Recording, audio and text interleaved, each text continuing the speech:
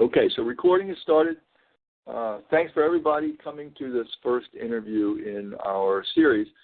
It's being recorded, obviously, and the way Join Me works is there will be a direct link at Join Me where the meeting will be saved, and I'll also be able to download the resulting video file and upload it to my YouTube channel, so you'll be able to see it in two different places.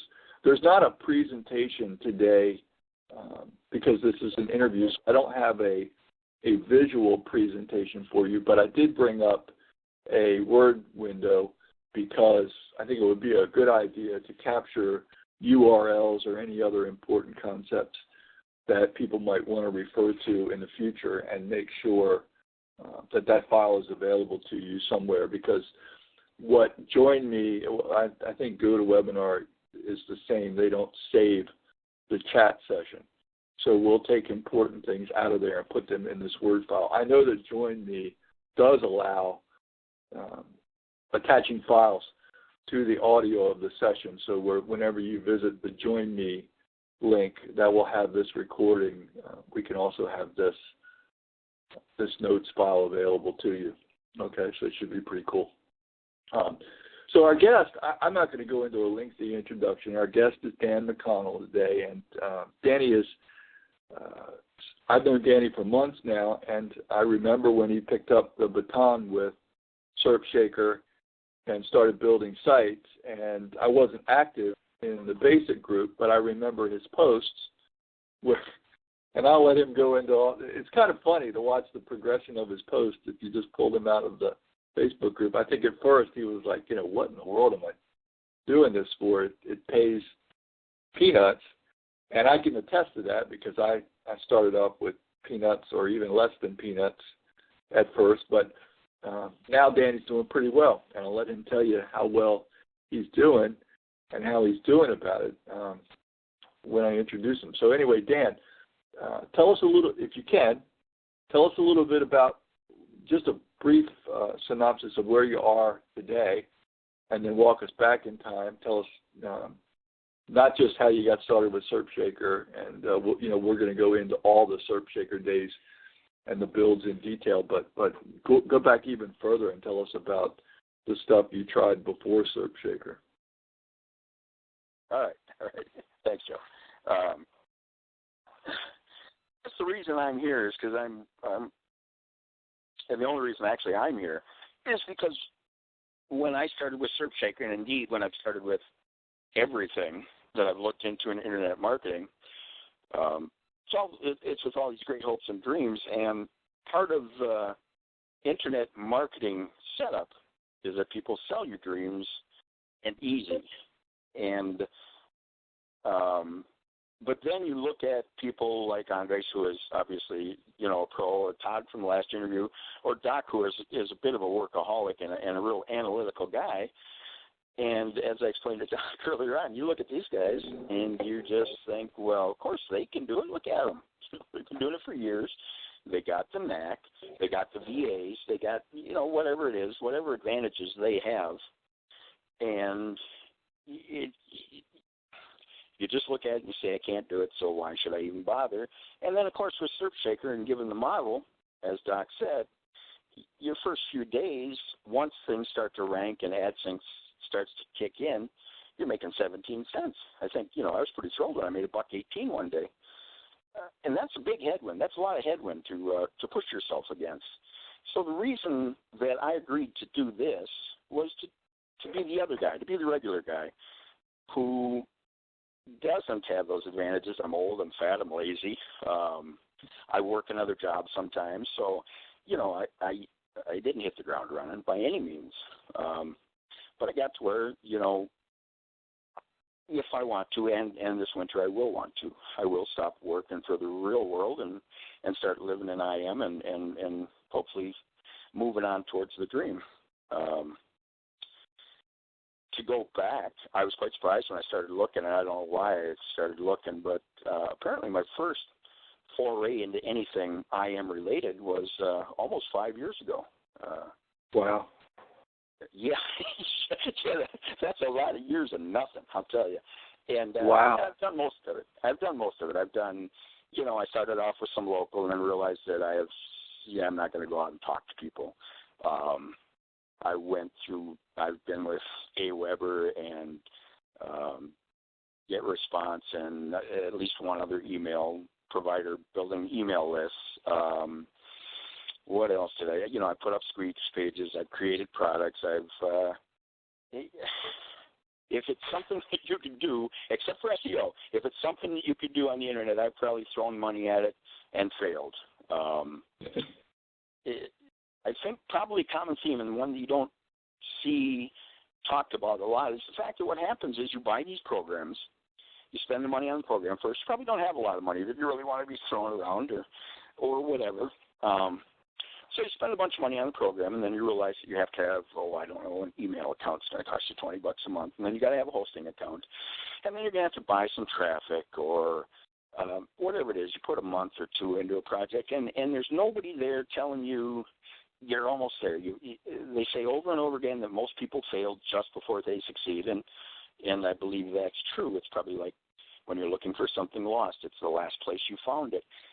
What happens is you go along, and you spend money, and finally you get to the point where you don't want to spend any more money on something that you don't know is going to work. And if you haven't found a mentor or somebody you believe in or somebody who will actually look at your stuff and say, no, you got it right. Next step's going to be good. So today I'm that guy. Today I'm the guy who can tell you that this can work. This, you put in a little time, a little bit of effort, you're going to get rich? I don't know. That's up to you. So my journey on SERPShaker began probably last fall, and I don't know if you people how many of you were aware of, I think was called, I want to say AMI or Amazing Selling Machines, the Amazon, the big Amazon program that was out last fall for $3,500. Oh yeah. Yeah. Yeah. Well, I thought that sounded like fun. And so I looked into that, but I didn't have $3,500. I was going to throw at anything. By then I'd learned something. And so I found another course, I think Proven Amazon course it was called, and I did invest in that. And looked at their models, which is retail arbitrage or online arbitrage, but decided that what I would really like to do was private label things from China. But that sounds good. But as I looked into that a little more, I discovered that me personally, now there are other ways to do it.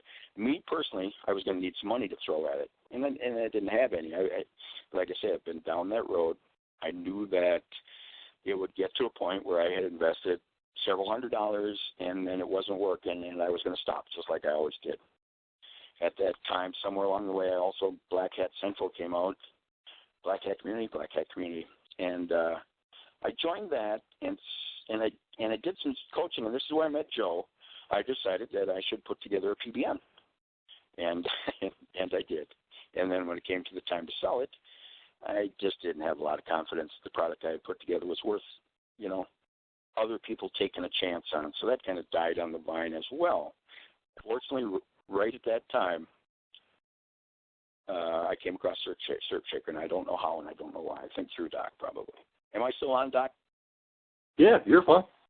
Okay, good. So these things work. I know the people coming in and out make a beep. I'm sorry about that. I'll see if I can figure out a way to turn that off. That's fine. I have just been on these things where I've talked to myself for a few minutes and not. No, you're good. I'll try to weigh in every couple of minutes.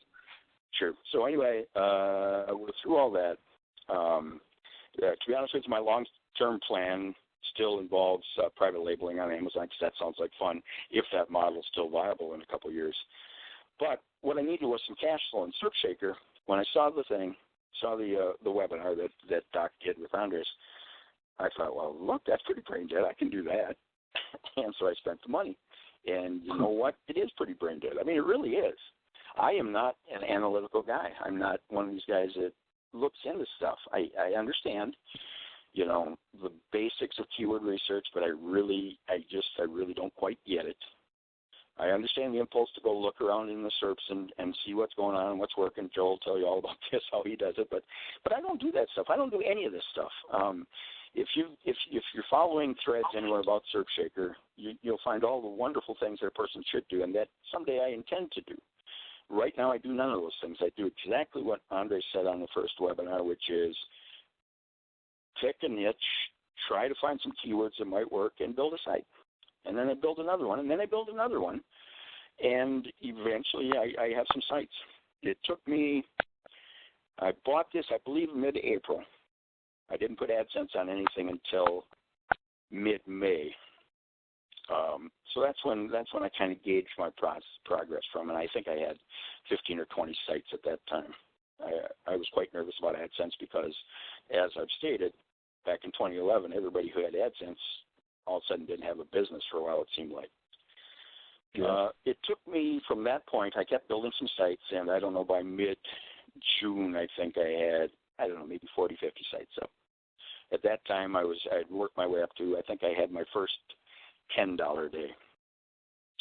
So from April, say 15th until June 15th or 20th, I'd been working. I'd had a lull in my real world work, so I've been able to devote some time. But getting started in this is not, when you see guys put up sites in 20 minutes, it took me, it was 2 days to get my first site up.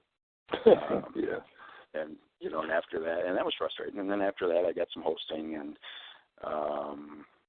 I got it down to where I could build a couple a day. And now I'm just about maxed out right now, and I can build 5 a day, but it takes me a while.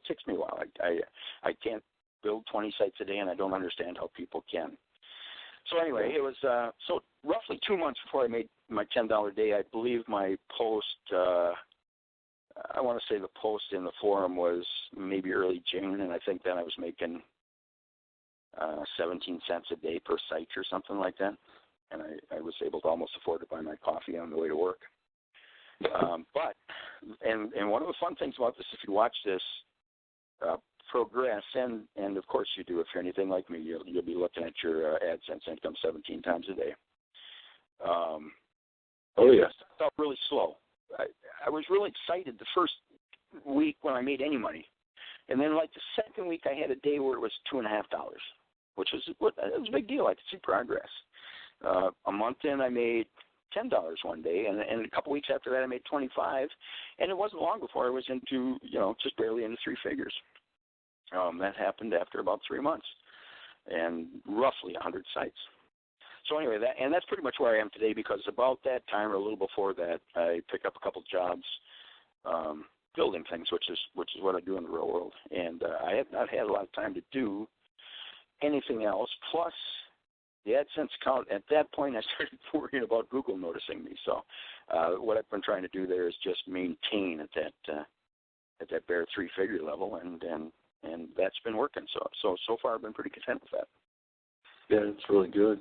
I think most people would be pretty happy with 3-figure days. I am not happy.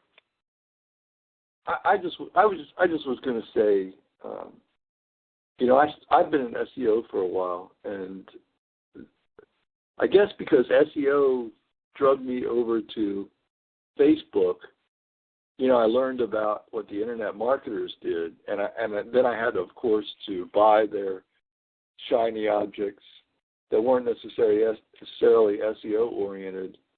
So I learned how they play the game, and I learned how they sell stuff that doesn't really amount to anything.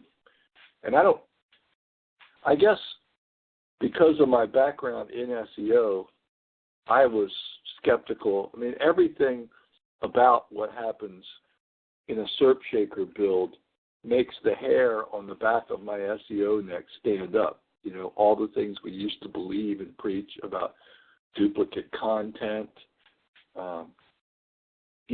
quickly done keyword research, it all flies in the face of what I've learned. So it was a real departure for me to buy something, to actually invest in something that money wasn't made by the laborious methods that I had learned all along. It was really a leap of faith. But I bought so many other things that didn't work that I have to tell you that even as I bought it, I'm thinking I doubt this thing will make me any money. It was pretty much a godsend for me because, like I said, you and I are polar opposites. You work 14 hours a day. You love getting in all in the minutia and stuff like that. And man, I just want to do stuff, man. I'm a carpenter at heart, and I've worked in a factory, and I love that stuff where you start the day and you do stuff, and when you get done, you got stuff done. You don't sit around thinking and dreaming and trying to find different attack angles. And there will come a time, like I said, I will probably need to do some of that stuff, especially as I go into CPA. But for right now, I mean, the map is there. You really don't have to reinvent anything. If you want to do it quickly and simply and easily, like I have done, you can. If you want to do what Joe does, wonderful. I think that's great. I mean, I wish I had some of those characteristics, but I don't. So for me, this is great. Like I said, my plan was to build 100 AdSense sites. I did that. I've built a few just to keep it rolling, but mostly now I'm trying to do Amazon sites. My goal is to do 100 of those, and they look like they're going to fail miserably, but I'm going to build 100 of them anyway. They don't look like they're going to work out? Well, it's kind of early to tell. I think I made $25 last month, and it looks like if I get lucky, I'll make 30 this month. So yeah. Whatever I'm doing probably isn't right, but I'm at this point not going to stop and try to analyze what's not going right with them. Maybe I should, but it's so foreign to me that I would probably just turn my wheels for 2 months trying to figure it out. I'm better off just building my 100 sites and moving on. Because then there's CPA, and then after that there's lead gen. Early on I talked a little bit about managing expectations. I think that's really important when you get into anywhere in internet marketing or maybe anywhere in business, but it seems like especially with SERPShaker, because I'm sure many people are like me, and I see all the home runs, man. People say, well, yeah, I'm in this niche and it's making me $143 a day, or I've got a site up that makes $10 to $20 a day, and I might, I have some sites that make $10 a day every now and again, but I certainly have nothing that performs consistently. I have sites that have done, $150 or $200 in a month, but not day to day. Nothing performs day to day, and nothing performs especially well day to day. I have a lot of sites that'll make $5 one day and 20 cents the next. So when I started, I decided that if the average of people who have been around a while are shooting for is $1 a day a site, that I should probably shoot for 50 cents because I don't know what I'm doing. And that's I still try to keep my head there. I still try to think, if I only make 50 cents a day, that's okay.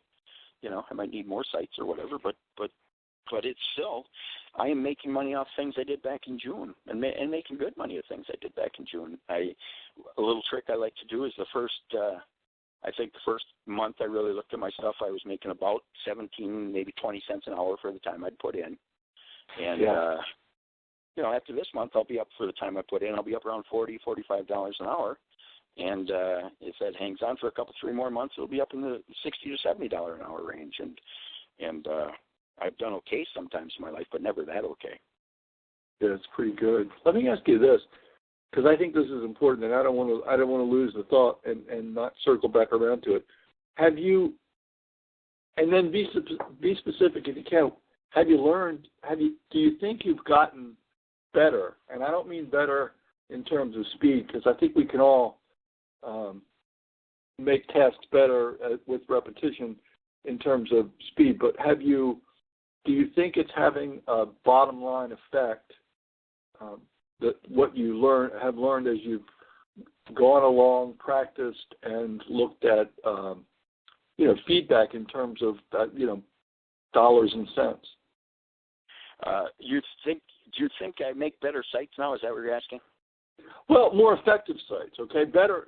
Better is a different. I mean, do you think what you know now will make, on average, I know that all sites can bomb, a more profitable site than what you would have built 3 months ago? if anything, I'm probably a little better at building sites and making sure I've got the things in there and the plugins and stuff. There have been times where I've missed steps and skipped steps as I was learning, but no, that's not me. The problem I have, and this is what I'm kind of hopeful of, is that at some point I will get a winner site, one that performs really well that I can look at maybe and try to figure out. But right now, as I've said, I've got no consistency. I've got a couple sites that have performed well over a few months, but those are just high volume. I just locked into a high volume of site. To me, it's just throw stuff at the wall. I mean, that's basically, any way you boil it down, that's basically what it is. If I can get into a niche that's performing and then maybe test some ad placements and stuff, but with all the variables you've got with SERPShaker, the way I like to look at it is, one day my site performs well, and that's because I get 2 searches from, Eloise, Alaska, that are $4 clicks. And those people are never going to search again. Or maybe they will, maybe they won't. But I've got 15,000 cities and 100 sites, each with, up to 200,000 pages indexed. And it's just a crapshoot whether somebody is searching for my main keyword or a tag phrase in some town of 30 people in Outback, Montana. Right. There are so many variables that I'm really, at this point, not talented enough to be able to sort them out. And that's the beauty of it. I don't have to. Let's take a minute. There are a couple of questions that are piling up. They'll scroll up the screen if we don't deal with those before. So one of the viewers asked if you're going to monetize with other methods. I do not. Well, as I said, I have tried several things. I've got some Amazon sites up. I think I'm getting 20 clicks a day off of 20 sites, and my performance is not very well even once they hit to Amazon, but I'm hoping that'll change. I put up some affiliate sites for hosting. Those so far have failed miserably. Okay. I've got a couple CPA offers out there. But my thing is as I said, it's not to cast around. It's to focus. It's to decide how I want to build a site. Say for Amazon now, I've got kind of a template I'm going to go with. I may modify it a little bit if I see some results, but just to decide what I want to do and then not spend I'm a guy that can spend weeks agonizing over stuff, so that's just wasted time, especially when I can build my 100 sites and move on to CPA. That's just kind of my plan. Yeah. I know that people succeed with CPA. I know that they're succeeding with lead gen, and I intend to move on to each of those in their time. But I'm not going to try to do them all at once because then I'll just scatter around. And like I say, if I had started with Amazon, who knows if I'd still be here. Yeah, I think a lot of people have tried Amazon, and obviously it's if you really do talk to a lot of people who quote unquote dabble in internet marketing, I think you'll find that Amazon is one of those areas that winds up frustrating maybe 80 or 90% of the people who test it, at least the people who build dedicated Amazon sites. I went through a little bit of a phase. I actually paid a VA, but I directed her pretty closely to build 5 or 6 niche-specific Amazon sites, and it turned out to be a real bust. We never got traffic. And the ones I see that really hit it with Amazon, for one thing, know what they're doing. They probably either spend a lot of time or a lot of money getting really good reviews written, and then they stick with it and build these big sites. So that's not my deal. It's very difficult. If you mimic a lot of these plugins, and I'll just say this to the people in general, at least this is my interpretation of it. From what I've seen about most of the major themes and even the major plugins that are released in internet marketing to try to talk people into do Amazon affiliation at least, and I'm not going to even go into the FBA stuff because I don't understand it, but on the affiliate side, most of it sucks in the information from Amazon, and it might reformat it a little bit. It may address how long the cookie lasts if somebody clicks over from your site to the next. But, the bottom line is you're basically creating a storefront, and you're far less well capitalized than Amazon, not to mention however many other competitors there are running storefronts in that product, and you're just buried on, page 8 or page 800, and it's back to the old. What's that? It looked to me like it's almost the Amazon. I picked up a WooCommerce plugin, and I can't find a way to really integrate that with Amazon in a way that makes sense to me because, like you're saying, it looks like Amazon stores are almost like SERPShaker sites. You just build a store, let it auto-populate, and move on and build another one. But I never see them. I never saw them get traffic. So I flipped the script, and I'm letting my SERPShaker sites, because they're full of duplicate, albeit, but authority content, not to mention the geolocation. They're bringing in the traffic, and then I'm I'm sub-capitalizing, I guess, adjunct capitalizing with Amazon affiliation. Yeah, that's kind of what I'm doing with the Amazon sites. I've shown Amazon links on some of my AdSense sites, and I had no success at all with that. So, I've seen a couple. I'm seeing a couple messages in the chat there. One is about I'm not following names.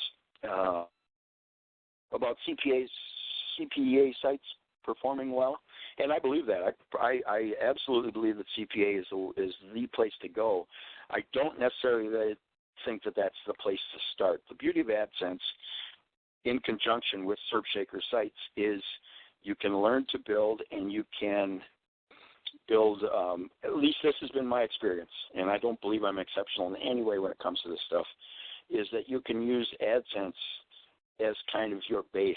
You can use it as your place to set a base income where you can afford to start doing some other things. CPA, I think, is probably wonderful. I intend to learn it. Third, as I said, I want to get Amazon up for Christmas because it's got any chance of working. It's going to work for Christmas. But I think the CPA, I think there's a little more of a learning curve on it. I think you've got to figure some stuff out, and you've got to get your head in a space where you can get those offers targeted in a way that they will succeed, because the little I've done with CPA has been, once again, just failure because I have not taken the time to do that. So I firmly believe that the place to start is with AdSense just because it's the easiest. And it was certainly the way I started.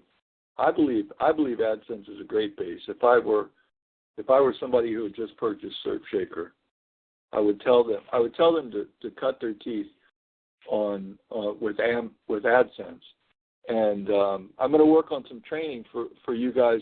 I hope to bring on a couple of people who are doing it also. But I've been building hybrid sites that are both monetized with AdSense, and I've added in using zero bounce, which I won't go into great detail here. It's not worth it, but I'll do some specific training. Don't encourage people.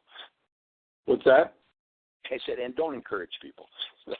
I don't want to get it. I tell you what, zero bounce is dangerous if you don't use it very carefully. Right. And I've worked really hard to come up with a careful method. So I'm going to give that. I'll do that in sort of maybe a YouTube training video or something like that, so that people can begin to get their feet wet without putting their Amazon affiliate account at great risk. Of course, there's no way to guarantee any accounts in this, and anything could happen. But I'm also working on a hybrid, which definitely needs to be in a longer training video or training series, combining lead gen and AdSense, and that started to pay off this week. Actually started to make some money this week. So those are strategies. We'll talk about those later on. My weakest area is CPA. Dan hasn't even talked much about it, but I think you said you have a couple of sites up.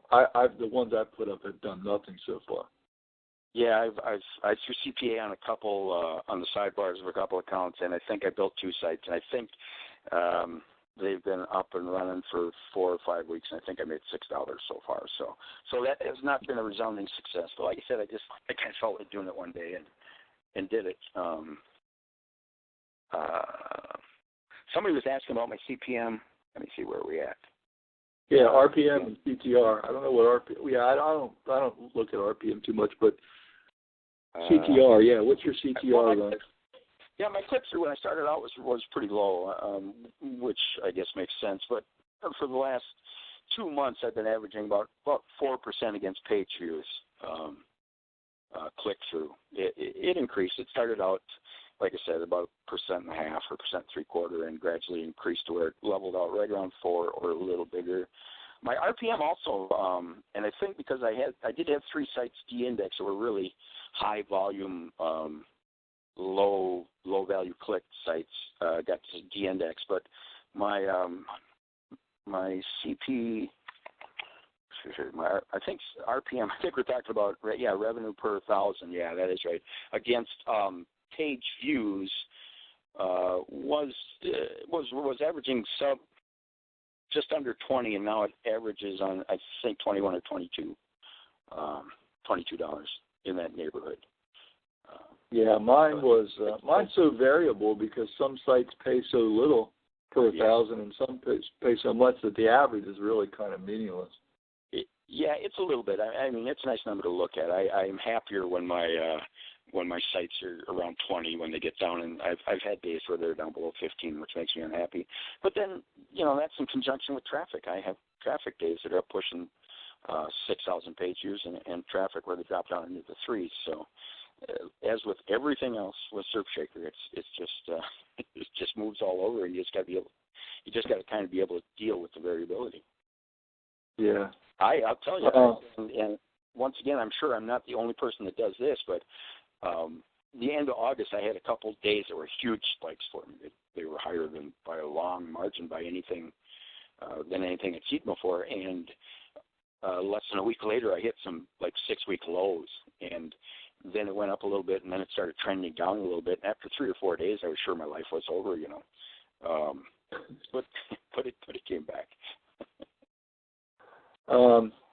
Steve asked which CPA networks are good. Steve, I don't know if Dan feels like he has an answer. I don't think I do, except I think one of the key places you can go is go to OfferVault and start the process there. Take a look at, because they have 1,000,001 different networks who post their offers there. You'll get a pretty good look at what networks do what.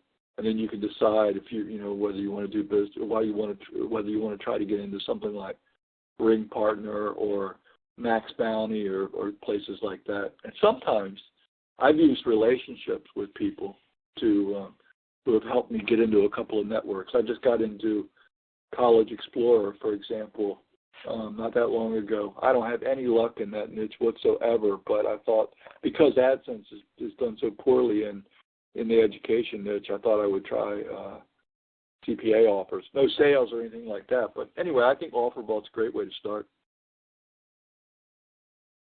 Already we're starting to get into a lot of, and this is fine. If you're watching the chat at all, I'm not watching it real close, I can see there's already, different people are, there's some folks that are mentioning best practices, and of course our best practices, but there's also a lot of opinions, and there's a lot of different ways to do this. And as they say, there's 1,001 ways to make money with this: local lead gen, national lead gen, CPA, all that stuff. Well, why don't we do it? Why don't you talk about what you think some of your best practices are? Probably a good idea to build that segment into every one of these interviews, since there are so many opinions. Sure, and for me, it's just my process is pretty simple, although actually I think there are a couple steps I could speed up a little bit. But as I said, I've gotten to where I could build about 5 sites a day. And the way I start is I try to blue sky some ideas. And I am not an incredibly inventive person, so I just kind of can't. I could spend hours and hours and hours trying to find the best niches or niches that I would think that other people would even think were decent niches. But I don't. I typically end up finding an idea. Say I want to sell Barbie cars or hedge trimmers. If I want to say I want to do an AdSense site about a hedge trimming service. I will take that idea, or maybe a related one or two. I will throw it into the Google Keyword Planner and see what pops up. And often what pops up is some related areas. And what I'll try to do is come up with, say, 4 or 5 ideas that are kind of related around a niche is my favorite way to do it. So I got hedge trimming, bonsai trimming, topiary trees or whatever, whatever I can come up with. And then I might throw those in the Longtail Pro and sort them out. So I've found a main keyword that's in the $9 to $10 to $20 to $6,000 range, whatever looks like it might work, and approximately 20 keywords I can use for tags. And what I've done lately is if I'm in closely related niches, or sometimes even when I build multiple sites for one niche, is instead of trying to get even involved there, I've got a sorter program that I had done, so I can just throw, if I've got 5 sites, I can just take the next 100 keywords that look right, throw them in a randomizer and kind of mix them up, and then just pull 20 out for each site. I just don't spend a lot of time thinking about stuff. Grab the domain, set it up, and I find the time, and nobody talks about, and a lot of my time is just getting into my WHM panel, setting up. I set up accounts. What I've got to do in these days is I'll take and set up one cPanel, throw a domain and 4 subdomains in there. But I do set up email accounts for all those. I typically set up a primary that's forwarded to an email account of mine, and then I forward all the other domains to the first domain to try to cut down a little bit on the footprint. I do use Backup Buddy with Skeleton. I've got somewhere between 15 and 17 plugins I use all the time, which seems like a lot, but it seems like what's required. And then I just restore the backups, and I'll go in one at a time, set them up, go to Easy in Articles and grab the first article or 2 that looks like I can use it. I don't spend a lot of time with that, to be honest with you, either. I like to use 2 because often the Easy in Articles are about 400 words, which just doesn't give me enough space to put my ads in, if nothing else. Just go in and get everything set up and build the sites, and that's all there is to it.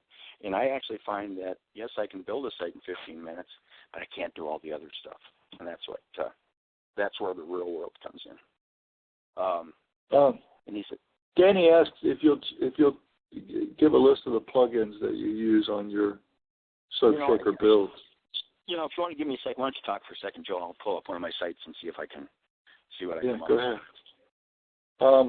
Somebody before that asked about when will we hear about the concept of hybrid sites. Well, I've sort of told you about the concept. I think here's one of the issues that we fight.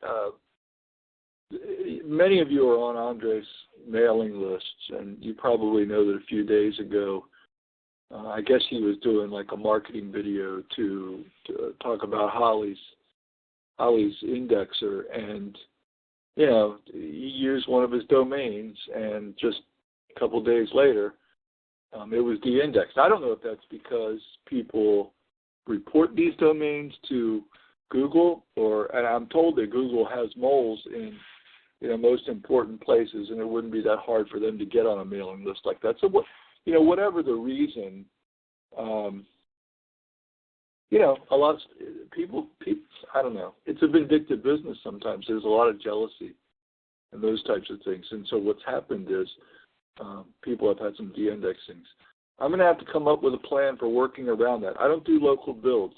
And so I'm going to, when I demonstrate, I'll be demonstrating using WHM, cPanel, actual sites. And to tell you the truth, I'm just going to have to take a swatch of money and probably buy some XYZ domains that I really don't care about, because my guess is that if they are indexed when I start, they'll be de-indexed shortly thereafter. So I'm certainly not going to build I'm not going to build my real world sites in front of you guys for obvious reasons. But I'll get to it, and part of it is just trying to work around a busy schedule. But I will. I want this hybrid concept to sort of get a little bit more mature for me, and a little bit more mature means more than a week and a half of numbers. Give me 2 or 3 weeks to really accumulate some data and dial it in before I actually puff my chest out and try to talk about it. Go ahead, Danny. I'll run down. I don't think I'm going to do all 15 plugins or whatever I've got here, but I will run through. I've got my backup program. I use a sitemap plugin, a cookie notice plugin, which, when that EU cookie notice thing came up, I was thinking, oh, man, this is going to be a mess. This is going to suck. I got 100 sites I need to back into, but I got that that cookie notice by DB Factory, and I used main WP, and so I was able to import that to one of my dashboards and push it out to 100 sites in about a couple minutes. And it looks okay, at least with my sites. It's not the end of the world to just leave it the way it is. I prettied it up a little bit going forward, but anyway, that was one of those things I agonized over for a couple of days and did some research, and then found out that it's just not that big a deal. I've got a contact form plugin, insert PHP, which is one. I don't know that the SERPShaker function uses it, but it comes in handy on inserting data into some of the legal pages.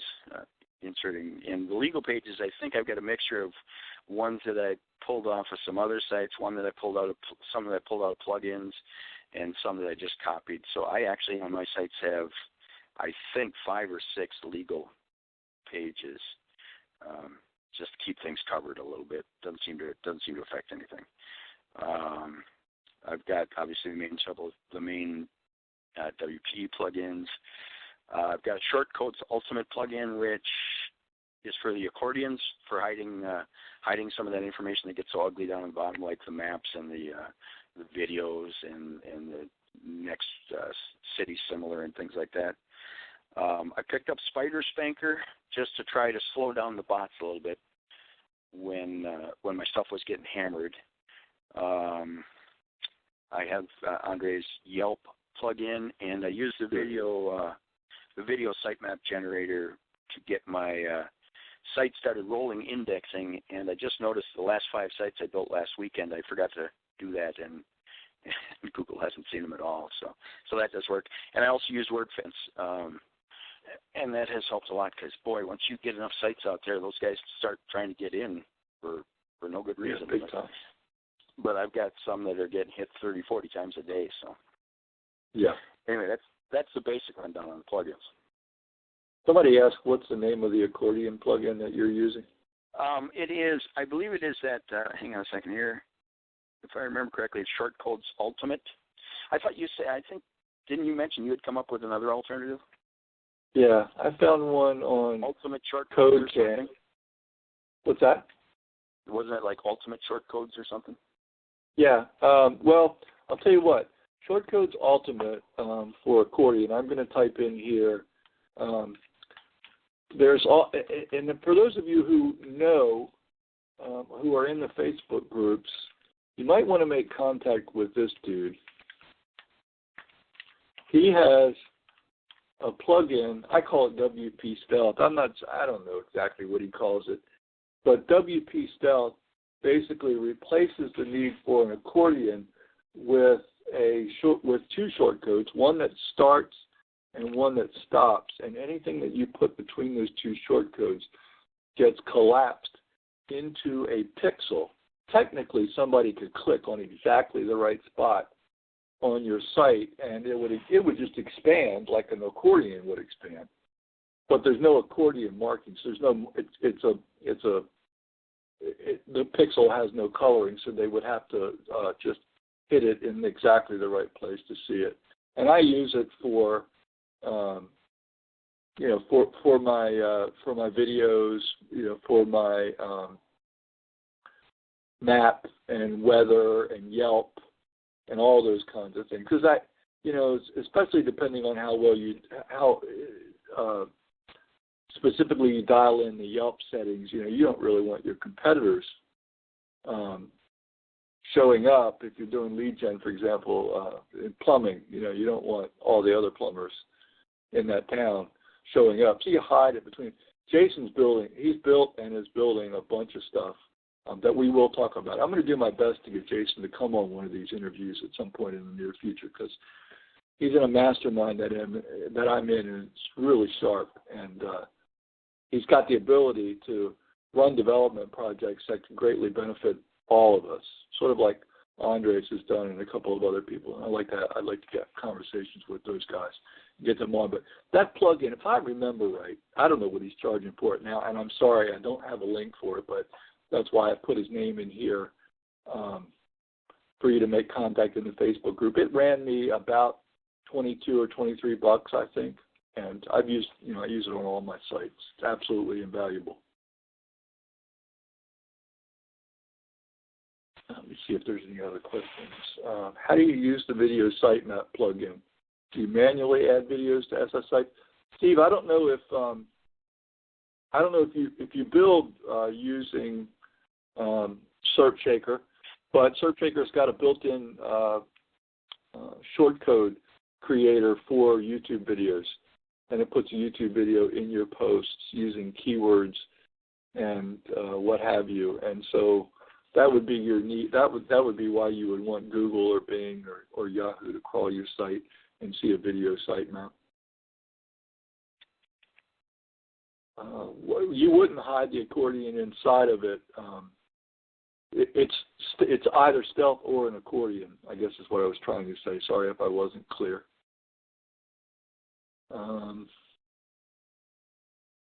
Can we have a list of plugins along with the chat and recording? Yeah, sure, we can put something like that together. We'll probably have to put that list in the Facebook group, because this document that I'm creating here will have to be submitted right away. So it probably won't make it in that. Let me touch on this. Somebody asked a question earlier. Well, Tim actually brought up being careful about easing articles and their over-optimization. And here's the problem with easing articles. Some are written to build backlinks for the person who wrote them. Some are, and because of that, some are really salesy, okay? And you don't want to use those, especially you don't want to slip in a competitor's information in the process of doing it. I mean, you can strip out the links. That's one thing. But, some of them were written years and years ago, before Penguin, before Panda, before all the animals trotted across the search engines, and it completely changed what amounts to over-optimization. And back in the past, we didn't even think about the concept of over-optimization. Pretty much every other word could be a keyword, and you were barking up the right tree. Well, now you talk to anybody who does it on a day-to-day basis, and you can be sure that once you go past a certain level of density, you're actually penalized. And so a lot of the easing articles that you might pull up, if you don't pay attention or if you don't know about the concept of over-optimization, you could stick something in there that hurts your site. And if you put it on 30,000 pages, it's going to crush your potential to rank. It might even get you de-indexed. So be careful. I have not had that experience. Yeah, they're out there. Look, the law ones. I don't Joe? Really... Yes? I want to chime in on this a little bit, because I have I choose, by and large, when I choose my easing articles, I try to choose them from 2012 or before. And I have chosen articles as far back as 2004, 2005. And I think the optimization thing, when I noticed, really got nasty right around 2007 or 8 maybe. Yeah, sounds right. But to be honest with you, I have some of those I've cleaned up, some of them I've thrown away, some of them I have used just out of curiosity, because I kind of feel, and I'm no expert by any means, that there may be a case to be made, much like EMDs for local searches, that the over-optimization thing is probably not as critical on the local level. You kind of got to look at the competition in Sitka, Alaska. How many relevant articles are there going to be? So anyway, I've built a few sites like that, and I believe, I certainly have not got de-indexed for that, and I believe a couple of them are performing fairly well. So anyway, I just want to caution once again. I mean, that's good advice. I do watch for that, but some of the stuff let's not overthink, if you know what I mean.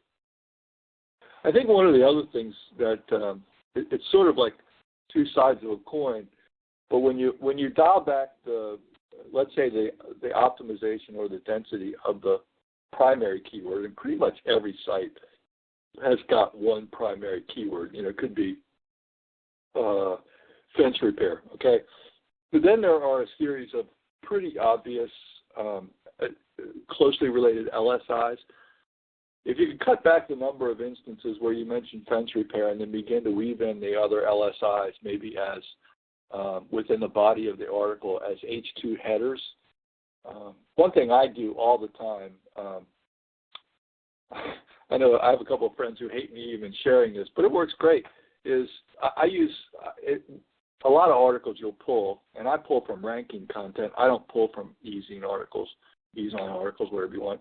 I actually go in every paragraph or two, and I create an H2 header, and that H2 header is a long tail keyword, and I don't care if it relates to the content that's below it or not. I mean, I figure it's all in the same niche, so it's close enough. And those sites tend to do really well in terms of traffic. Do you resize that H2 tag then, or do you just go with the 36 point or whatever the heck it is? I use nothing but H2s inside Shaker pages. Sure, but I mean, are they huge, bold, whatever's? Well, the bottom line is I don't care too much what they look like to humans. Google sees them. The search engines see an H2. All they do is read the, it's binary for them. They just read H2, open and closing tag, and so they my theory is at least that they ascribe extra importance to it because I've made it an H2.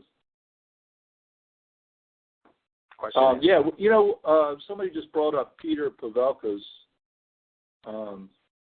excellent plugins. I'm going to say this without going on because this is Danny's show.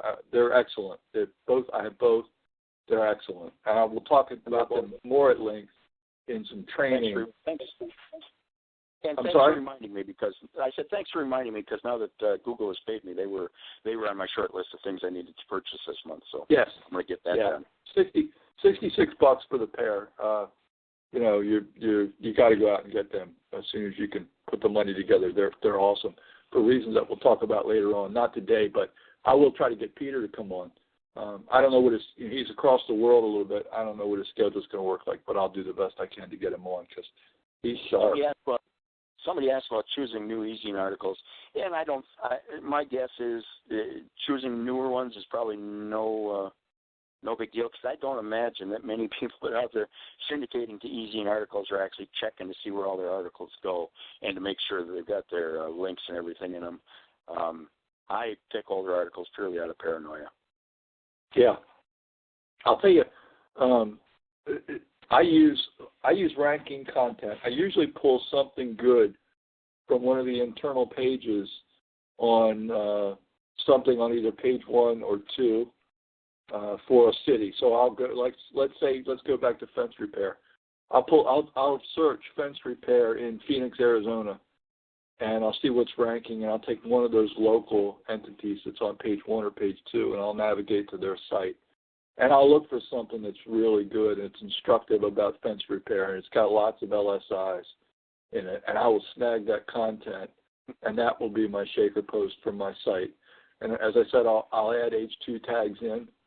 But, I figure because it's already ranking on a geolocated basis, probably pretty good stuff. So I feel pretty safe about it, and it keeps me from having to read all the e-zine stuff, and I hate manually changing the content after I snag it any more than necessary. Yeah, it's like anything else. Once you learn to do it, you just do it. Yeah, it's all a method. I don't, all I know is it works. I mean, I feel like Dan. I'm having success with my sites. A lot of them are dead. Dead in the sense that they might get 15 or 20 clicks a day. My sites that get a bunch of clicks are far fewer than that, but they more than make up for it. I think I keep track of my sites, and this has got to be typical. I have out of right now, I think I have 150 15 or 20 on my AdSense account, and 20 of those on a typical day, on a really good day, 40 of those will make over $1. Most days it's somewhere in the low 20s. So that, 80%, there's probably 20% of those sites that are bringing in 10 cents a month. But that's the game. That's the 80-20 rule.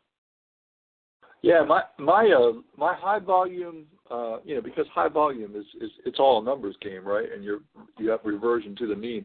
My high volume, low CPC websites are the ones that are most consistent in terms of daily income. They'll vary 10 or 15 or 20%, but the ones that pay a lot per click, those are the ones that are sleepy for a couple of days, and all of a sudden, I'll make $20, $25 off that site or something. Yep, they average out. I know my top sites, usually out of the top 5, probably 3 of them are high volume and 2 of them are high value sites. Yep. So I'll tell you this too. I don't know how you feel about it, but I don't even start in a niche anymore, especially with XYZs on sale, without at least 5 sites, because I find that if I base my decision to continue in that niche with 1 or 2 sites, it's not always a good idea, because if I build 5, I might have only 1 or 2 that wind up getting decent traffic, but they'll give me an indication as to whether or not I just built a dud site or whether I picked a dud niche. And that's one thing I have not done that I probably should be doing, is chasing my niches down a little bit. A lot of niches I might only have 1 or maybe even 2 sites in in the broad niche, just because that's, like I said, the way I operate is just totally seat over the pants. So, but right now my AdSense account is such that I really don't. I don't want to take the risk of pushing too much at it. So, so I won't be exploring that avenue for a while. But I would suggest you and at least 2 or 3 other people I've talked to have said that is the way to approach a niche, is to put a bunch of sites in it. Yeah, and it's so cheap right now. It's why we keep encouraging people to invest in the XYZs, because, for a few $100 or less, if you want to play on a smaller scale, you can really discover, you can try out some niches that might not look like they got a lot of volume, but it could be economically feasible pretty quick. Yeah, you got to look at it from a business sense. If you plan on building 1,000 sites next year, which is, somewhere in the reasonable range, say you're going to make 500. But if you were going to build 1,000 sites next year, you're going to save $8,000 or $9,000. Yes. by picking them up as much as you can right now. I have 300. Yeah, and you got a year to determine whether or not the renewal at $10 or $12 is going to be worth it. So, you got time. You got time to the ones that are good and throw away the other ones. But when I started building here, another thing that a lot of people don't do or don't suggest, my method the first couple months anyway was to, like I said, pick a niche, and then I would always build 1 site on the main domain and 2 subdomains that were closely related. And early on, that cut my costs way down, and that's, that may be a poor place to save, because, like I said, I lost 3 sites at once, and they were exactly that triplicate, and they were valuable sites. But I didn't have to invest a lot of money getting in, which is really important to anybody starting out who doesn't have the money to burn. And those sites, before they got indexed, paid for themselves over and over and over and over again. So I was able to. I know early on there was a discussion around where somebody was dissing the investment and the return, and at that time I probably made like $80 against whatever. But the guesstimate was that I had $800 invested in domains and whatnot, and the fact was I had less than 3. So tell me this, Dan. What was your experience with it? Like, what was the did you ever see the subdomains perform as well or better than the root domain? Yes, I have. Those top 3 that got de-indexed, the 2 subdomains actually performed better than the main domain the whole 3 months by a factor. But all 3, the 2 subs and the main were actually what you would consider successful. There were no dead. Oh, certainly. They were over that time period. There were probably 3 of my top 7 sites. Just those 3 sites on that 1 domain. So that's great. For $10, my return on that was 400%, 500%, 600%. Did you have any of these? Root? Did you have any of these root domains that you built subdomains on as well that have not been de-indexed? I have lost 3. I lost 1 domain. That's it. I have not had massive de-indexing. I lost, like I said, 1 domain. And are you asking if? No, I only lost those 3 sites, so I can't speak to anything else. No, I mean, do you have any that are still up? Any of the ones where you use subdomains that never did get de-indexed? I have. I'm not sure what the question is, Joe. I built. Okay. All right. Built let me ask it this way. You had some that were de-indexed. Did any not get de-indexed? I had 1 site de-indexed, which is actually 3 Okay. sites, 1 domain.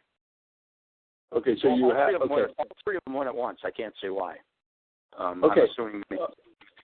Okay, that's not what I'm driving at. What I'm driving at is, did any survive?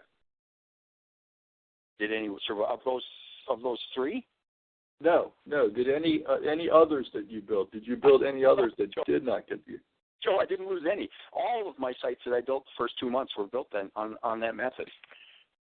Okay, so you've still got a lot of a lot of those that are up and running. Yeah, I haven't lost any of them, and most of them are still performing at about the same level, up and down. Some of them are doing better now than they did 3 months ago, and some of them are doing a little worse. But all those triplicates, or in one case, I think I have 5, a main domain and 4 subdomains. They're all still indexed. They're all still performing. Beautiful. I think that's important for people that are getting into this on a shoestring. Well, that's exactly why I bring it up, because, like I said, I was able to put up a lot of sites relatively cheaply. Yep. The hosting at that time, until I got, I think I was up to like $45 a month, but I was able to start on that $24 plan and run that for a month. So the costs really are low. You could invest $100 after the after your initial purchase for maybe another $100, and you could probably be starting to get in some cash flow. Okay. What's your hosting like that nowadays? What are you using for hosting? I have the Host 9, the level 5 plan. Cloud VPS? Yes, yeah, I got to, man. Like you said, you don't build local, and I tried the one local build, and I don't know what I did wrong, but it took a day and a half for my computer to render one site. Basically, I couldn't do anything. I couldn't get on the internet. It stole my computer for a day and a half, and I didn't think that was going to be functional. And then I tried the S3 instance, and that looked like it was going to be way too much work for. Like I said, I'm basically. I don't want to say lazy, because I'm not always lazy, but I'm pretty lazy. And the idea of trying to figure out how to build it there and then move it somewhere else and go through all those extra steps, when all the steps you take to get a SERPShaker site up anyway. So I went over to, I had a Host 9 reseller account that I had my failed TBN sites on, and I just used that for a while until one day when I discovered that I was just having so many problems with the builds on that. It hosts the sites just fine once they're up and running. They seem to run pretty well, but I could not build them. And one day I spent 10 hours building and tearing down and building and tearing down. And the next day I went and got a VPS, because on the VPS, as you know, you can build it, turn on your plugins and walk away. And that's my MO. Yeah, I'm always amazed at the number of people who build in one place and then move the site over to a resting place. It just seems I can't get my head around how that's valuable. But anyway, everybody's different. I've talked to people and it's like anything. I am no master of money by any means, and I make poor money decisions all the time. But I've talked to people who say that it takes like an hour. By the time you get done with all the screwing around, to move the site once you got it built. And in an hour, I can have 2/3 of another site built, and given my averages, that's probably worth $100. Yeah, I'm the same way. Let me ask you a question. I know, because of you being in Black Hat community, I've heard you talk about buying Holly's indexer. What did you use before you decided to splurge on that? I have not. I need to go back and listen to Todd's webinar there and see what he was saying. But all I have ever done, and this actually works pretty well, is just the video sitemap. Throw one video on one page. Ping it to Google. It's right in the sitemap generator that does that. And usually the first day I'll have like 8 pages, and then it sticks for a while. But sometimes within 2 weeks, depending on how the site indexes, and as you know, they have a habit of doing whatever the hell they want to. But it's not uncommon in 2 weeks for me to have 50 or 60 or 80,000 pages indexed just off pinging that one video.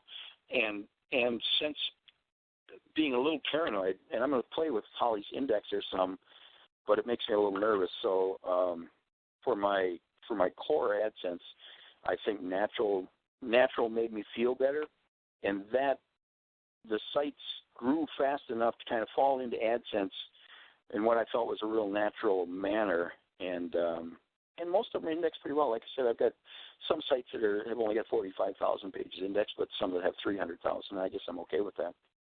Yeah. Yeah, I am trying out Holly's indexer as well. I like the fact that it automates the submissions, straight to Google. That automation part's really cool, and I'm sure I'll like it because I've watched some evidence of how much more quickly it gets pages indexed. And for me, and the thing, yeah, it sounds great. For me, the feedback, you can come back to me right after Thanksgiving, because the way my work schedule is, I'm not going to be able to get these Amazon sites up the way I want them to. So when I do build them, I think I'll probably use the indexer to just blow them up, and for Black Friday if I can, and that will allow me to see. I'm worried about longevity more than anything. I mean, it seems like it's pretty safe as far as not getting your sites noticed, but I worry a little bit about, will they last for, like you can expect a site to last 6 months or a year, or will they run in a few months? Yeah. You could be. I don't know. I don't think we know the answer to that yet. But the worry that I hear from other people is that you'll be you're striking a deal with the devil that might pay you extra money up front, but it may lead to a more rapid burnout for your sites. Yeah, so you got to be careful whenever you're doing anything with Holly, because Holly is anybody can throw out 30 million pages in a day. You're not playing in the same game she's playing, But people listen to this and I'm sure are wondering when they're starting out. And I'd like to keep some of this focused on the startup type folk. If you are just starting out, don't spend money on an indexer. I do it. It's just it's quite an expense to get a decent indexer, and I don't think it's justified, especially when you can have the type of success I did with the free video sitemap. I would look at the Yelp plugin, I guess, and I don't know other than that. I mean, I've got the basic SERPShaker. I sprung for the Yelp plugin, and I don't know that I have anything else paid. I did a coaching session with a guy yesterday. It was my first session with him in private coaching, and we built a lead gen site together. And I told him, here was my list that I told him I think he should have going into it. One was WP Stealth, which I swear by because it just hides things so well. Yelp, I think, is a total given. And I believe because of the expense involved in hosting sites with big databases that Peter's plugins are great. Only one of them addresses the space issue, but the other one does some really cool things with images that you insert into posts, and I think that's valuable. So I would say Stealth, Yelp, and Pavelka's too, which the name escapes me right now, but those four, I think, if I had to ease my way into affording things, it would probably be in exactly that order, but I would get those pretty early on in the process. Yeah, I would probably buy the Yelp plugin just because its core functionality seems so good, but the rest of your list I would put off until the sites start to pay for themselves, because the short codes ultimate accordions work just fine. I don't have my early sites. I don't have any of that stuff on. And those 3 that I got de-indexed. Those are all very early. And not only did they not have any of the fancy stuff on them, they probably had some other massive faults as well that I'm not really aware of. So if money is an issue, you just don't need to spend a ton. You can start with that $25 BS. You can even skip the Yelp plugin. All that. That's probably a good investment. But once again, if you don't want even that, you can wait until your 3rd month when it can pay for itself. Right. If you're a cautious sort. I'm not. I'm the type that you wouldn't believe the courses that I've spent $500, $600, $700 on and then just kind of tossed away. Yeah, it's pretty sad when you add all that stuff up. Do you do when you do your posts? Do you do any backdating or any future dating of the posts, or do you just do current date? I just build it, and then I've got I use, of course, Andre's what is that date plugin? I think I still have that sucker on here. I don't remember coming by it, to be honest with you.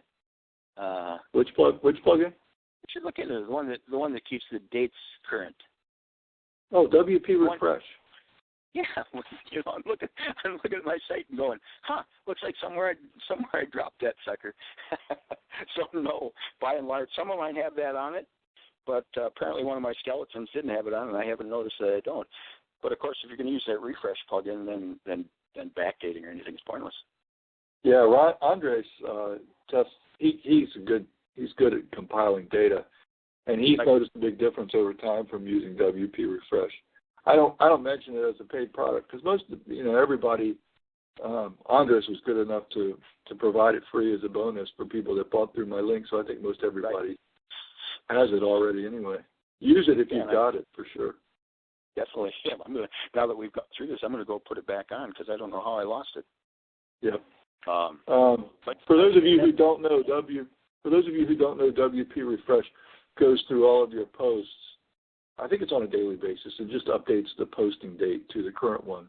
The idea being to give the bots, ultimate opportunity, come back and back to your site and keep finding new pages, keep indexing new pages, and it helps the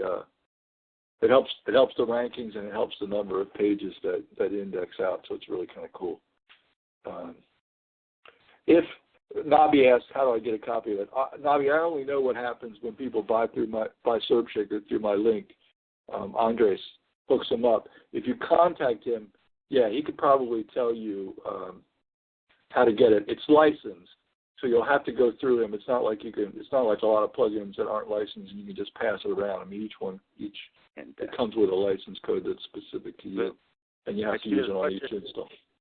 I see there's a question. Yeah, there you go. Perfect. Let's say that again. I see there's a question on the Yelp plugin, and it's actually called the Yelp plugin. And if you search in the basic SERPShaker group for Yelp, you'll pop it right up. Yeah, that's Yelp. It's really cool. It's really cool. There's some other stuff coming too. He's working on one of the. I can't remember if I don't think it's Yellow Pages, but one of the other services. I think he's playing around with getting some more geolocation stuff. For those of you who are building geolocated sites, it's pretty awesome. I don't want to stop this until we make sure we've answered all the questions. If you've got one, we're not going to be many more minutes here. So if I haven't gotten around to it and it's scrolled by, please ask it now. Or if you've been thinking about it and you haven't asked it yet, please do so. We can make sure we handle it. It's the hybrid site again. I did touch on it, right? I told you I've got 2 types of hybrids. The one that I've got more data on is an AdSense site, informational authority site with Amazon on it, actual Amazon monetization, and then zero bounce that directs people to Amazon when they go to exit the page. I am tracking the ads under one tracking ID, and I'm tracking the zero box results under another ID, and the zero bounce is winning out.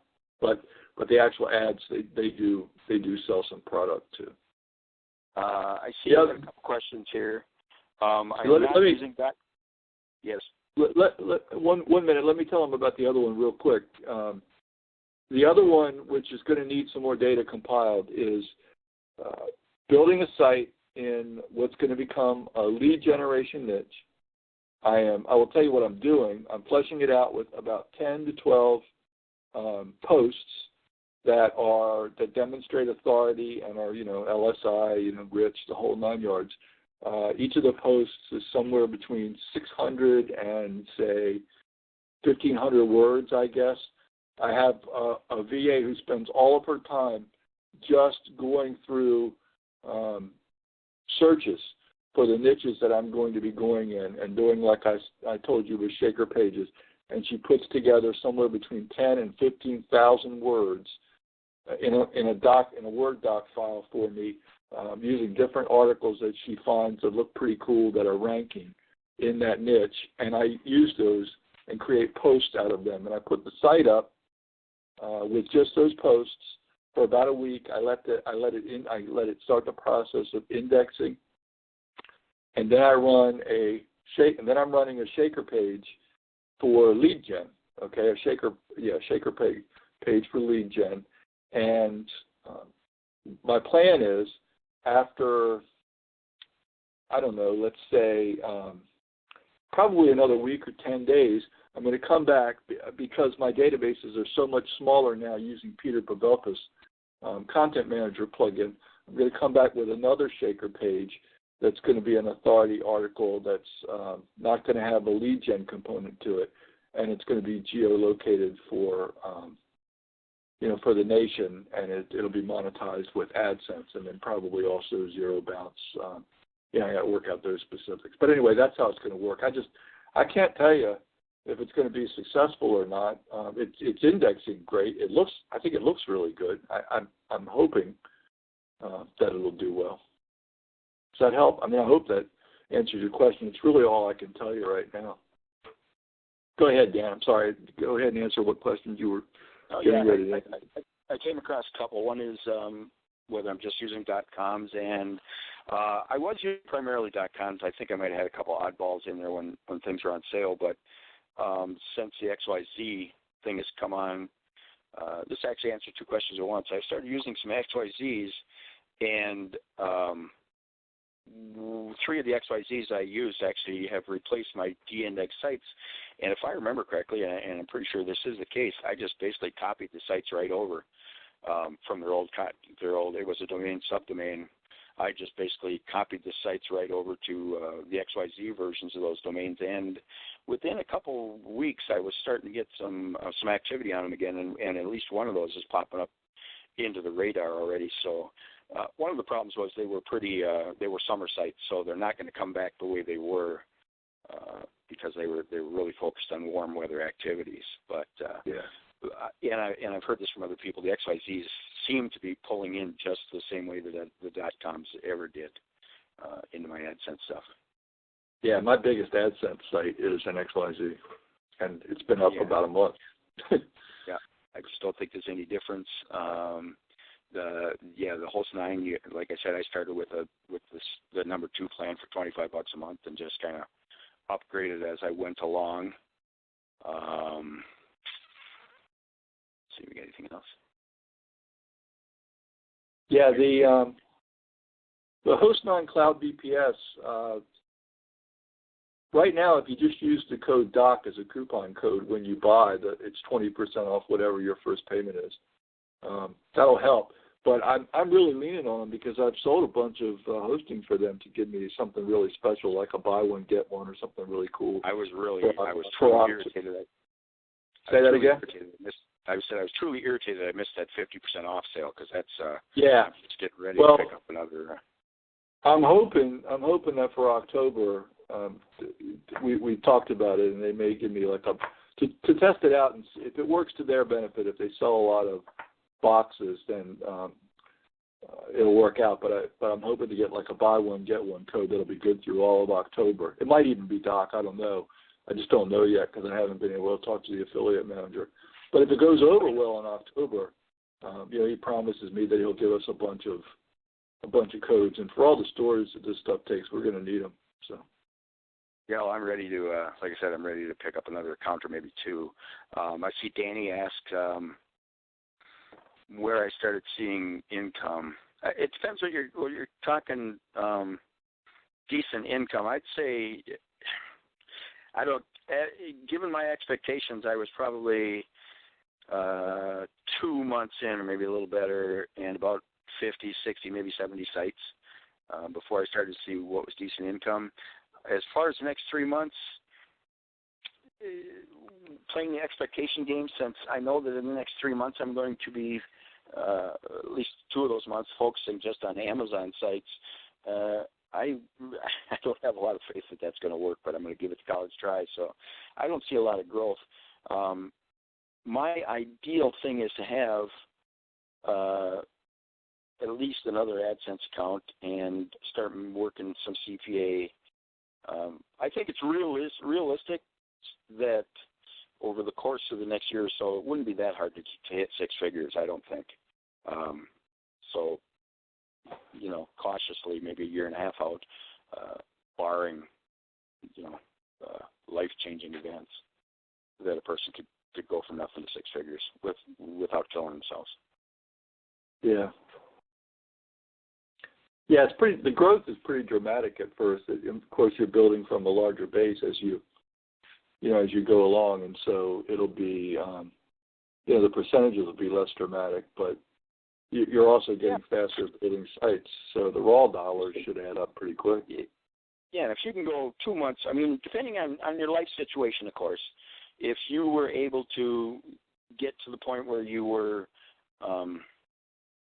where you didn't have to work in the real world, where you didn't have to show up for a 9 to 5, and you could devote just your time, it seems to me that, given my experience, if that's an indicator, 2 months of work equals about 3 figures a day.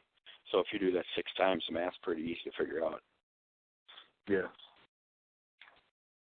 Somebody asked how many sites does a level 5 hold.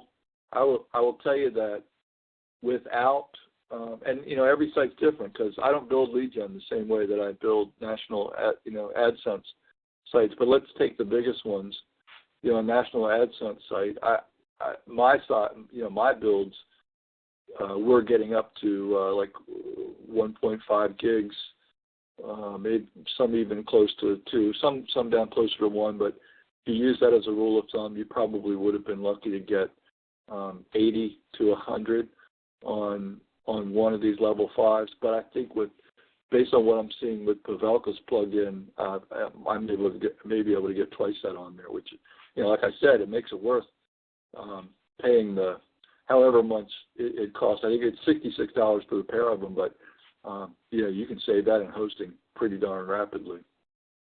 What I'm thinking, Joe, given the current environment, it might be wiser to stay with more of the smaller packages, especially if you get Peter's plugin.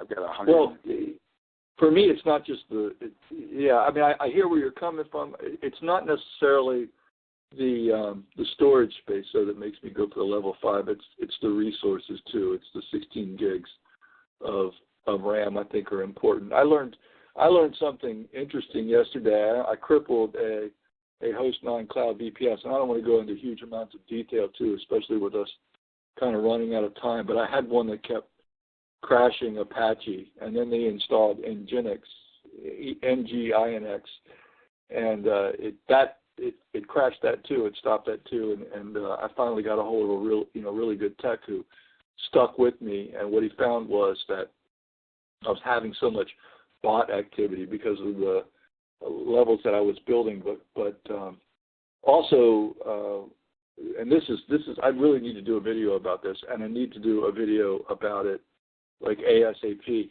What he clarified for me was that the code that I'm putting, and I think a lot of people are putting into WP config to lift the memory limit for the build process itself, I'm putting in enough to allow 5 gigs. Well, if you don't strip that code out or modify that code down to a much more manageable level post-build, then it leaves that memory open for all this bot activity that hits. And so basically when you max out one site, with 5 gigs, and that can happen if one's getting crawled like crazy, especially if people are trying to get in on top of that. Then if 3 of those are going through it, your server runs out of memory, and time's money. When your site's down, you're not earning AdSense. So I'm gonna do a video. I'm gonna continue that discussion with that tech to make sure that I come up with the right solution, and then I'm going to cut a video and put it up in my YouTube channel about how to allow enough for the build and how to walk it back down, what level we need to walk it back down to make sure that the number of your daily builds doesn't sneak up and bite you in the butt by bringing your server down. Yeah, I found myself it wasn't the memory so much as the capacity. When I was moving up, it wasn't because I was stripping too much memory, although I did hit it a couple times, but because the bots were just killing my sites. Yeah, I use a lot of geolocated tags, and that 16 gigs of memory and the 6 cores is really pretty valuable to me. I just didn't realize what a memory leak I was leaving open by leaving that code in WP config. I just want to verify that with a couple of other people. I don't want to take one tech's word for it and say it as gospel, but it made sense to me. So once I confirm it, I'll let you guys know. Because it was a drag. I mean, part of the day on Friday and right up until about 1 o'clock yesterday when we got this addressed, my YouTube revenue was just getting whacked, and it's right back to normal today. It's doing really well. Hang on a second. I'm going to put my YouTube channel URL in here for you. That's the main one. I don't have the one specific to SERPShaker up, but I'll put that in the document, or I'll put that in the Facebook group again, so you guys can find it. That's the main one, and that's the value of this channel is that it's got the 2 interviews that I did in there with Andres. One that's a build of AdSense sites, and the other that's a build of lead gen sites. I think everybody, even if you've been building for a while, go back to that and sort of recenter yourself on what I call Andres' simplistic approach that just plain works to make your life easier. If you've never watched that first Andres AdSense video, I mean, that is exactly, to this day, pretty much what I still do. I don't do anything beyond that. I tell people that if you would watch that and invest in SERPShaker, it's the closest to a sure thing that I know of to make money in trying to do a business online. Yeah, all the things I've done, it's the only thing I've ever seen that you do what he says, and that's, I mean, there's no real upsell. There obviously are upsells, but you don't need any of them. You watch that video and buy SERPShaker and stick with it for a little bit, and you'll make money. It's just, it seems that simple. Andres would probably like to have you upgrade to get into his VIP Facebook group, and there is some value in there. But a lot of people, they start out not knowing if this is going to be the right thing for them, and so I tell them right up front, you can go back in and buy the upgrades later. You can buy these other plugins later. Just get started on the basic. $127. Not everybody's in the position where $127 doesn't feel like a decent chunk of money, and so there you go. Yeah, it took I'd say my first AdSense payment. Well, it wasn't a payment, obviously, was $12.60. So I didn't get paid for 2 months. So viewer 112, it's go look in that channel, the link that I posted, and look for the 2 that have Andres Tobar in the titles. I think one also says AdSense, and one says Lead Gen. If you watch those 2, what? This is a SEM-Easy one. There's a bh.c one and a SEM-Easy one. So I'll scroll down. Hang on, I'll scroll down so you can see them, or so I can give you the exact titles. Because they were a while back. You're going to have to scroll down the page of video. One says SEM-Easy Lead Generation Demo with SERPShaker co-creator Andres Tobar.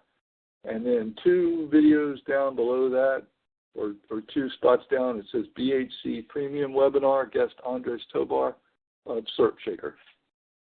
That one does not say AdSense in the title, but I think I can drop the direct link in since we've been talking about AdSense. So prominently. No, shucks, that's the channel again. Hang on for a second. Get the exact link for you. There you go. How's that for service? That's taking you right to the webinar itself. I think that's about a 2-hour AdSense build. By the time we talk about everything and get conceptual, and then the lead gen one, he was a little bit more pressed in time for some family stuff that day, and I think it was an hour and a half. But the AdSense one I found was really easy to put up and build, kind of co-build the site and go back and just kind of walk through it. Andres walks through everything so step by step that you really don't have to search around. You can just watch a piece, pause it, build it, and come back and do the same thing over and over again until you get your site built. Yeah, I was telling the coaching student yesterday, and the lead, because he's all about lead gen right now, the lead gen part that the lead gen webinar that Andres did uses a site called 5 Minute Site. And I drove myself crazy going to that when I first started to get into lead gen and trying to go to the same page that he used until I realized I could just go back and play the webinar, because there's no way, I could not find a way to navigate the site after registering and logging in to find the page that he had. But I went back to the webinar and I just watched for the URL at the top of the screen and typed that in exactly, and it took me to that, and I bookmarked that page, and that's $1 million page right there if you want to do lead gen. That 5 Minute Site, that specific page for local keywords is awesome. Yep, it's all that simple. I think. The great thing about these webinars is he's a very practical, easy to understand teacher. He doesn't use a lot of fluff, and he just goes step by step right through how he builds. You really can't beat it. He's not holding anything back. It looks like, you're watching the exact steps he uses. You know that he uses them better than you do, but still he explains them perfectly well, perfectly like step by step, so you can just do it. Yep. My goal here one of these days is to get a little farther along and then go, put Todd in the corner somewhere and pick his brain, but up until that, I'll just keep doing what I'm doing. Danny, he did not say that, I'm answering Danny in the chat box, he did not say he was at high 3 figures per month. Oh, no, I tried to clarify that several times. Yeah, no. Is that me? Is that me we're talking about? No, yeah, I'm pretty sure. He has crossed the 3-figure amount, but there's a big difference between 100 a day and 1,000, $9.99 a day. Yeah, there's a ton. Give him until Christmas. There was somebody who put in a general comment, and somehow I got tagged to that comment, and not yet. It's in the cards. I think we've cleared up all the questions, and we probably didn't, but I think we hit most of them. Yeah, but you know what? If anything builds, and if there are any more lessons learned, Danny's he's in Black Hat community with me, and so he's just a stone's throw away. Not to mention, in the SERPShaker groups too. So. Yep. If I can help at all, if you have any questions for me, go ahead, PM me or hit me up on Skype. Make sure when you do that you tell me where you're from, because I don't answer Skypes that I don't know I don't know where it's coming from. So make sure you note that you're either coming out of SERPShaker site or you're in bh.c or you're whatever the case is. Just tag something in there so I know who you are, and I'm more than happy to spend my time with you. All right. Guys, if you've got any last thing, this was probably the time to have fired it off. I'm going to put in the URL for Andres' AdSense webinar, and we're going to call it a day. Thanks. Look, I know it's Sunday. It's kind of a weird time, but thanks to you, Danny, for coming on, and thanks to you guys who sort of accommodated the fact that it had to be at a different time. I really appreciate it, and we'll be talking to you soon. Yeah, thanks, everybody. Appreciate it. Bye-bye.